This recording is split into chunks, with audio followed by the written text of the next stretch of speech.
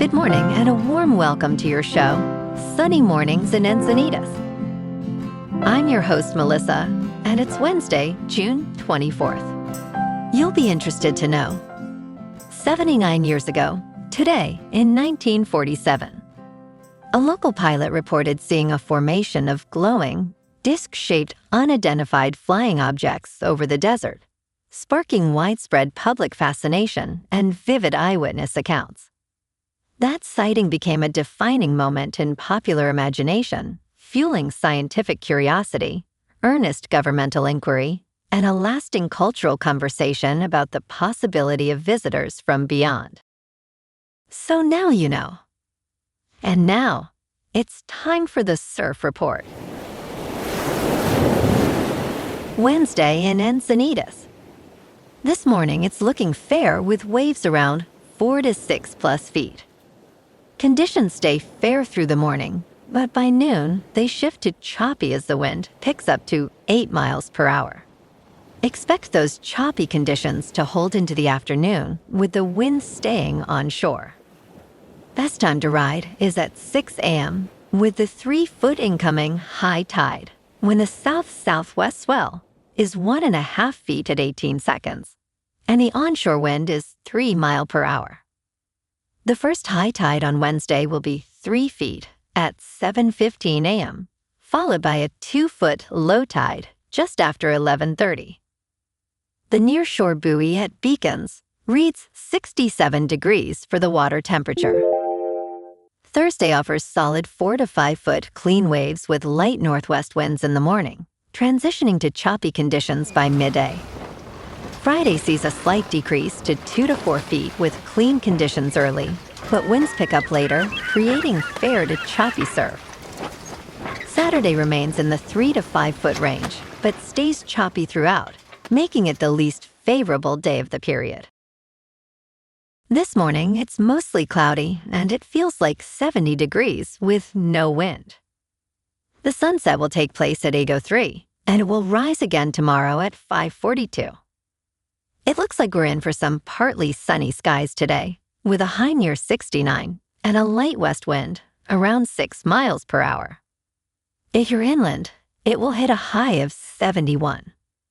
Tonight, expect mostly cloudy conditions with a low around 64 and a light northwest breeze around 6 miles per hour.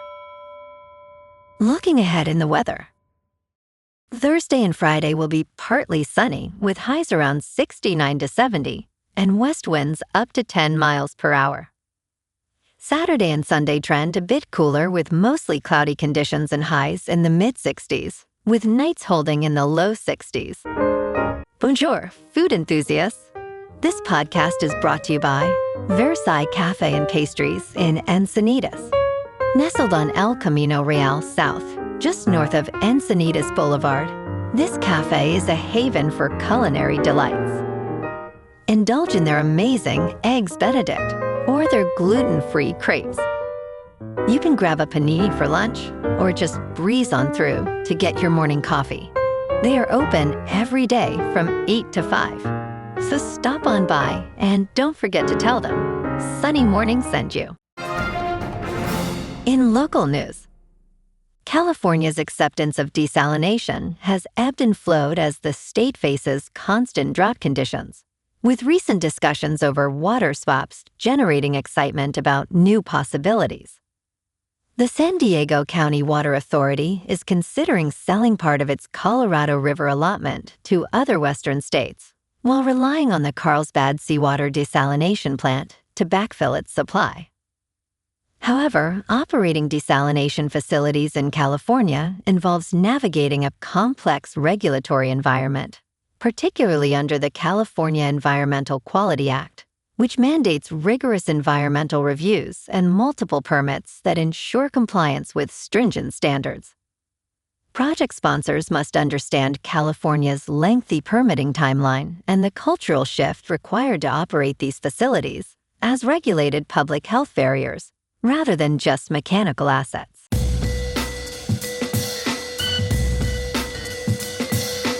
Now on to sports. Bennett Sturtz, a point guard from Iowa, was selected by the Memphis Grizzlies as the number 17 overall pick in the 2026 National Basketball Association draft and was subsequently traded to the Oklahoma City Thunder. This marks the first time an IO player has been chosen in the opening round since Chris Murray was selected number 23 by the Sacramento Kings in 2023. Sturtz, standing 6 feet 4 inches tall and weighing 190 pounds, played a crucial role in Iowa's historic March Madness run, averaging 19.8 points and 4.4 assists per game. As he begins his professional career, fans are buzzing about his arrival in Oklahoma City. In local sports, the Padres look to complete a sweep of Atlanta tonight at Petco Park. San Diego has won the first 2 games of this series, a 1-0 pitchers duel on Monday, and a thrilling 7-6 comeback yesterday. Fernando Tatis Jr. homered and drove in 2 runs, while Samet Taylor had 3 hits. The bullpen was stellar, with Mason Miller picking up the win. Tonight, J.P. Sears makes his season debut against Martin Perez. Sears is stepping in because Lucas Giolito is headed to the injured list with right elbow inflammation. It is a concerning development. He dealt with similar issues last season. The good news? Sears has been pitching in AAA and brings a track record as an innings eater. The Padres now have 5 starters on the injured list, though German Marquez and Matt Waldron are progressing through rehab. The Friars are riding momentum heading into the second half. They'd have won 6 of their last 10, and at 41-37, they are very much in the NL West hunt. A sweep of one of baseball's toughest teams would be a significant statement. First pitch tonight is at 5:40. In top news, sharp drops in big tech companies pull indexes mostly lower on Wall Street. Wall Street gave up more of its recent gains on Tuesday after a sell-off in big technology stocks spread from Asia back to the United States over worries about potentially higher interest rates by the end of the year. The S&P fell 1.4%, while the Dow Jones Industrial Average closed just 0.1% lower. In Asia, markets fell sharply, with South Korea's Kospi index sinking 10%. The Nasdaq Composite fell 2.2%. Analysts warn that high-flying technology stocks could be due for a downturn. In business news, Meta Platforms' Chief Executive Officer Mark Zuckerberg has directed staff to create a prediction markets platform. A person familiar with the company's plans confirmed to CNBC. The New York Times first reported the development on Tuesday. This prediction markets app will not use actual money for trading, unlike other platforms, which allow cash speculation on future events. Instead, it will rely on a video game-style point system, though money may be used in the future. The app, referred to internally as Arena, will be separate from Instagram and Facebook.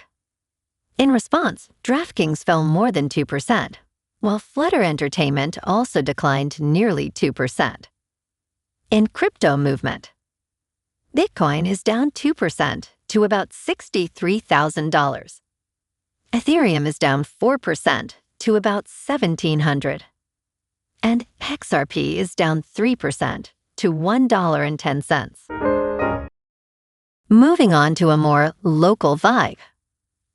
In our community spotlight on health and wellness, we are working with a national Pilates studio to bring you some free classes, so listen up. Check out Club Pilates, with several locations in the San Diego area. Pilates presents a comprehensive wellness approach, cultivating strength, reducing tension, and elevating mental well-being. Scientific research affirms its benefits. So now you can check out Club Pilates for a free class, with locations in Encinitas, Solana Beach, Oceanside, La Jolla, and more. Just be sure to tell them Sunny Morning sent you by. And now, back to the show. Let's talk science. It is illegal to use paraquat in at least 74 jurisdictions worldwide, including the European Union, China, Malaysia, Brazil, and most recently, the United States state of Vermont. However, today, Australia's chemical regulator has approved this effective, but highly toxic herbicide for use on Australian farms. After nearly 30 years of review, the Australian Pesticides and Veterinary Medicines Authority has decided that paraquat can continue to be used, albeit at reduced rates and only in enclosed systems. Health advocacy groups and neurologists have called for an outright ban due to concerns linking long-term exposure to Parkinson's disease. Australia's dependence on paraquat is largely due to its affordability and effectiveness in controlling weeds, particularly in no-till farming practices. And in entertainment news, Apple TV's hit sci-fi crime series has broken a major streaming trend. The past few months have been stellar for Apple TV, cementing its status among tough competition. With shows like Shrinking, Monarch, Legacy of Monsters, and Your Friends and Neighbors, the streamer has delivered hit new seasons. The latest, Sugar, led by Colin Farrell, made its anticipated Season 2 debut on June 19th.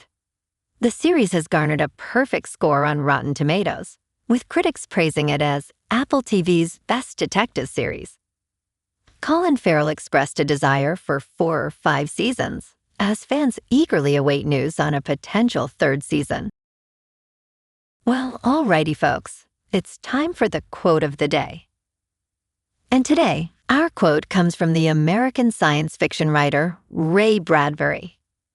And he said, "We are an impossibility in an impossible universe, reminding us of the endless curiosity and wonder that drive our exploration of the unknown." And that's a wrap for this morning. You can check out our Instagram, YouTube, and TikTok for some captivating aerial videos with local news and the surf reports. Have an amazing day, my good friends. We'll see you tomorrow with another episode of Sunny Mornings in Encinitas.